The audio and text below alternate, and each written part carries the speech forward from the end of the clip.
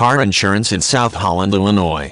The novated lease is a blessing for both the employees as well as the employers. It's beneficial for employers looking for a more supple approach to leasing a vehicle for an employee's use and a cost-effective and tax-effective way to add value to an employee's remuneration package.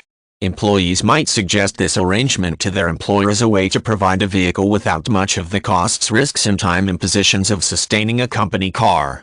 The employee leases a vehicle from a finance company and the employer enters into an agreement with the employee to make the payments from the employee's gross salary. A deed of novation defines the rights and obligations of the respective parties. The terms are flexible according to one's preference. There are three types of agreements: full, split, and partial. As the payments are taken from pre-tax remuneration, employees can also enjoy tax savings. Full or split full novated leases involve the revocation of the original lease and the supply of the car directly by the finance company to the employer. A partial novation involves two separate agreements, including one between employer and employee. The employee efficiently subleases the vehicle to the employer, agreeing to accept the lease payment commitments contained in the lease between the finance company and the employee. Or the employer might sign an additional agreement directly with the finance company rather than entering into a sublease. In a partial novation agreement, the head lease agreement is not revoked.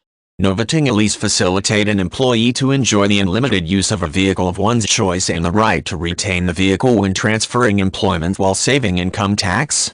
The employer can allege all of the costs of paying the lease and any contribution to running and maintenance costs as tax deductions, so while the employee saves tax, the employer's position is no different than if they supplied a company car or paid the employee a higher salary and did not supply a vehicle.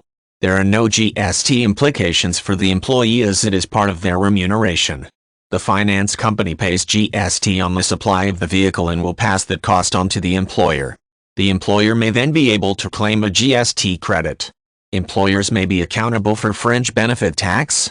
Employees who travel longer distances are most likely to enjoy significant overall tax benefits because FBT is calculated on both the value of the car and the distance traveled each year.